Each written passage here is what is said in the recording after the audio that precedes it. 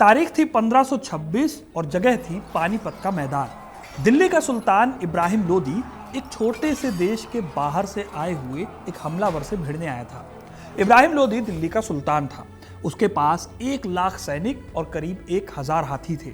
उसकी सेना इतनी बड़ी थी कि मैदान में सिर्फ उसकी ही सेना दिखाई पड़ रही थी।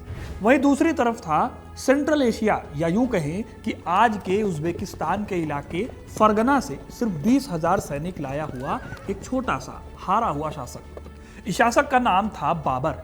लेकिन बाबर की छोटी सी सेना के पास एक ऐसा दांव था जिसने इस जंग का नक्शा ही बदल कर रख दिया। इस दांव को इतिहास में जाना जाता है तुलुगमा पद्धति के नाम से। यह एक ऐसी तरकीब थी जिसमें न केवल प्लानिंग थी बल्कि चालाकी भी थी और अपने रिसोर्सेस को, अपने सैनिकों को ज्यादा बेहतर ढंग से इस्तेमाल करने की क्वालिटी भी थी। और इतिहास गवाह रहा है दोस्तों कि लाखों की सेना भी तब हार जाती है जब एक छोटी सी सेना स्ट्रेटजी के साथ चालाकी का इस्तेमाल करती है।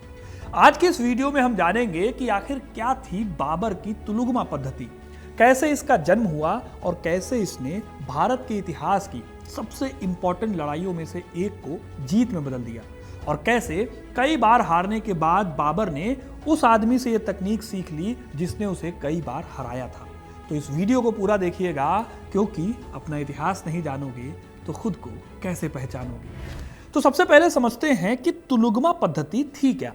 वैसे नाम सुनकर आपको थोड़ा अजीब लगेगा, लेकिन ये सेंट्रल एशिया में जंग लड़ने का एक शानदार तरीका था।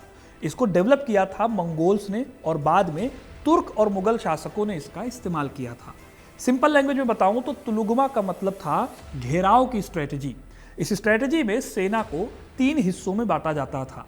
एक होता था सेंट्रल हिस्सा, फिर 2 फ्लैंक लेफ्ट और राइट साइड में। इस तरह से अगर आप देखो तो एक मजबूत बेड़ा तैयार होता था जो कि किसी भी सेना के हमले को झेल सकता था। लेकिन तुलुगमा की एक और खासियत थी, इसके दोनों किनारों पर कुछ रिजर्व फोर्सेस भी रखी जाती थी छिपाकर। इन्हें तुलुगमा टुकड़ियां कहा जाता था। जंग के दौरान मौका पड़ने पर ये टुकड़ियां सरप्राइज अटैक करने के लिए रखी जाती थी। वैसे देखा जाए तो ये सरप्राइज अटैक वाला मामला बहुत नया नहीं लगता। इसका इस्तेमाल छोटी सेनाएं अपने बड़े दुश्मन के खिलाफ करती रही है। हम अपने देश में भी इसके कई सारे एग्जाम्पल देख चुके हैं। महाराणा प्रताप और बाद में छत्रपति शिवाजी महाराज ने अपने दुश्मनों के खिलाफ छापामार तरीके का इस्तेमाल किया था। वो भी लगभग ऐसी ही स्ट्रेटेजी थी। अब अगर हम अपनी तुलुगमा पर वापस आए तो जब बाबर ने इसका इस्तेमाल लोदी को हराने के लिए किया था तो इब्राहिम लोदी को इसका कोई भी आइडिया नहीं था। अब आप इमेजिन करो कि एक जंग हो रही है जिसमें दुश्मन की पूरी सेना को राजा देख सकता है। उसी हिसाब से वो राजा अपनी स्ट्रेटजी बनाकर लड़ाई भी लड़ रहा है और उसको उस लड़ाई में बढ़त भी मिल रही है। ऐसा ही हो रहा था इब्राहिम लोदी के साथ। उसकी सेना बाबर के सेंट्रल हिस्से को कमजोर कर चुकी थी और अब लेफ्ट और राइट फ्लैंक की बारी थी। लेकिन तभी अचानक से दाएं और बाएं से दुश्मन की छिपी हुई तुलुगमा टुकड़ियां पीछे से या बगल से तेजी से हमला कर देती हैं। जाहिर है कि इसके बारे में राजा ने कोई प्लानिंग नहीं की थी। जल्दी ही दुश्मन राजा को चारों तरफ से घेर लेता है और उसकी सेना का कॉन्फिडेंस खत्म हो जाता है, क्योंकि उन्हें समझ ही नहीं आता कि हमला आखिर में हो किधर से रहा है। इस पद्धति में दुश्मन को भागने का मौका नहीं मिलता था और आखिर में उन्हें घुटने टेकने पर मजबूर होना पड़ता था। इसके साथ ही बाबर ने इस पूरी स्ट्रेटजी में तोप और बंदूकों का भी अच्छा खासा इस्तेमाल किया, जिन्हें वो अरबा नाम की गाड़ियों में रखता था। इन गाड़ियों को रस्सियों से जोड़ा जाता था जिससे वो एक तरह की डिफेंस वॉल बना लेती थी। इस वॉल के पीछे से फिर तोप चलाई जाती थी।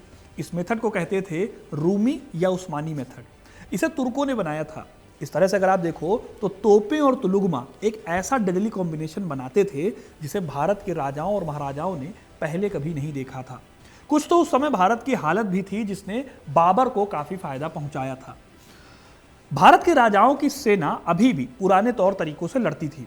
उनके पास घोड़े और हाथियों की सेना थी जो भारी भरकम थे, जंग में अच्छा खासा रोल निभाते थे, लेकिन वो कई बार आर्मी को स्लो कर देते थे। उन्हें ना तो तोपों की ताकत का अंदाजा था, ना ही तुलुगमा जैसी किसी नई स्ट्रेटजी की समझ थी। वहीं दूसरी तरफ सेंट्रल एशिया में जहां से बाबर आया था, वहां जंग लड़ने के तौर तरीके काफी आगे निकल गए थे।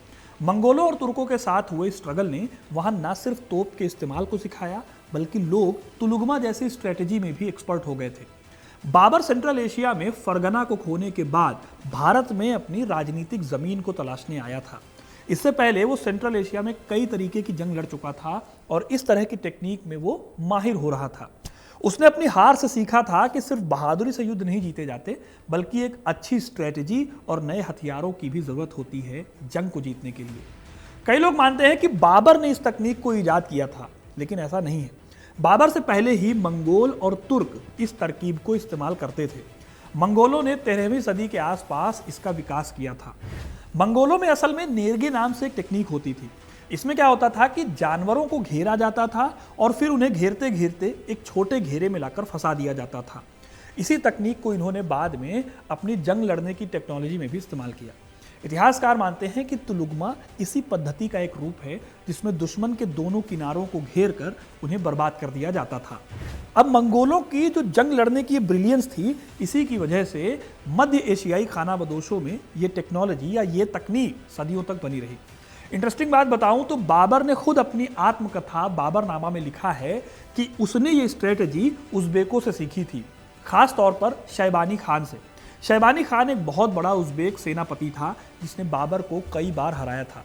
बाबर के लिए सीखना बहुत ज़रूरी था क्योंकि उसने खुद उज़्बेकों के हाथों इस रणनीति की वजह से कई बार हार का सामना किया था। यही वजह है कि बाबर ने भारत आने से पहले सेंट्रल एशिया में भी इसका कई बार इस्तेमाल किया, लेकिन अगर देखा जाए तो इसका सबसे बड़ा और गेम चेंजिंग यूज़ किया गया था 2 जंगों में। पहली पानीपत के पहले युद्ध में यानी कि 1526 में, और दूसरी खानवा के युद्ध में राणा सागा के अगेंस्ट 1527 में।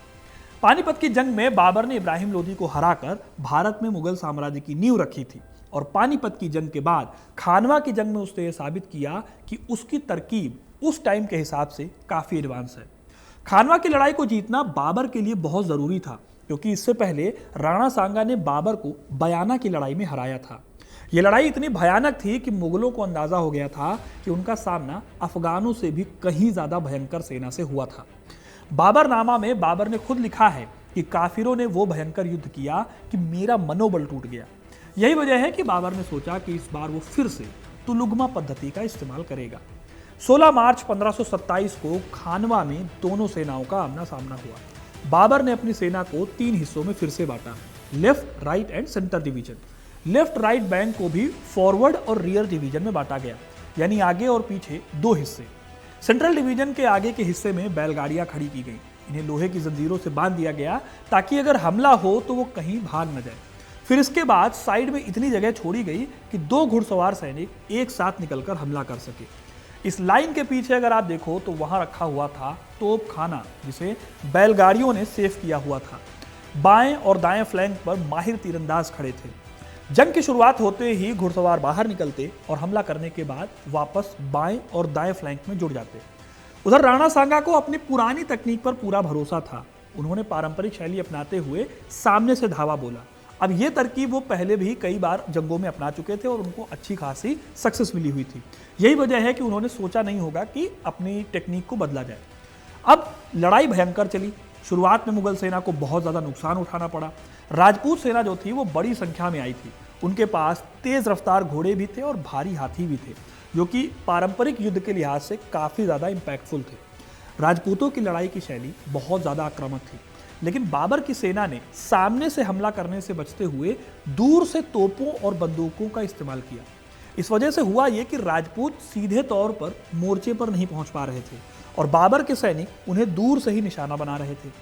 बाबर ने अपनी जो सेंट्रल डिवीजन है उसको लगातार मजबूत बनाए रखने का काम किया। जब उसके सैनिक घायल हो जा रहे थे या मारे जा रहे थे तो पीछे से तुरंत दूसरे सैनिक उनकी जगह लेने आ जाते, ताकि जो उसका मिलिट्री का स्ट्रक्चर है, तुलुगमा का स्ट्रक्चर है, उसमें कोई कमी ना आए। 3 घंटे तक ये युद्ध जो है ये पूरी तरह से बैलेंस रहा।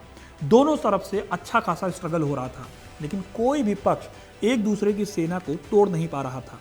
बाबर की स्ट्रेटेजी थी कि राजपूतों को एक एनसर्कलमेंट में फंसा दिया जाए, गोलाकार घेरेबंदी में फंसा दिया जाए, लेकिन राजपूतों का नंबर, उनका जोश और उनका जो ऑर्गेनाइजेशन था वो इतना ज़्यादा था कि वो स्ट्रेटेजी तुरंत कामयाब नहीं हुई। राजपूत कम भी नहीं थे, हर वार का जवाब तेजी से दे रहे थे और एक वक्त ऐसा लगा जैसे युद्ध का तराजू दोनों पलड़ों में बराबर झूल रहा है। इसी दौरान राजा शिलादित्य, इतिहास में उनका नाम राजा सिल्हादी नाम से भी आता है, वो पहले राणा सांगा के साथ थे, लेकिन अपनी सेना के साथ वो अचानक राणा सांगा की जगह बाबर का साथ देने के लिए मैदान में आ गए।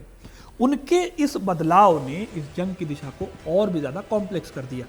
इस धोखे के बाद राजपूतों को अपनी स्ट्रेटजी बदलनी पड़ी और इसी बीच राणा सांगा के पैर और वो बेहोश होकर गिर गए।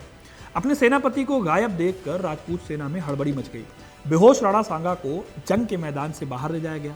रिजल्ट ये हुआ कि जल्दी ही खानवा की लड़ाई को मुगलों ने जीत लिया। इस जीत ने बाबर के लिए आगरा और दिल्ली की गद्दी को सेफ कर दिया।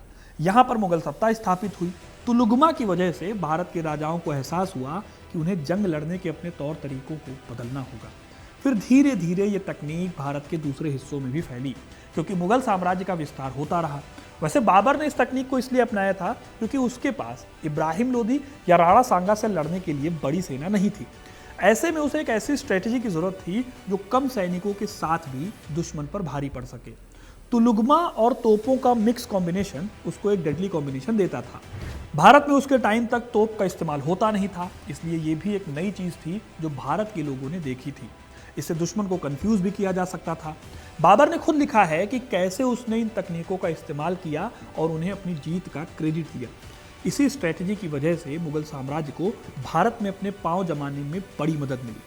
तुलुगमा की सक्सेस ने मुगलों को भारत में लगभग 300 सालों तक राज करने का रास्ता दिखाया, जो कि काफ़ी लंबा वक्त होता है।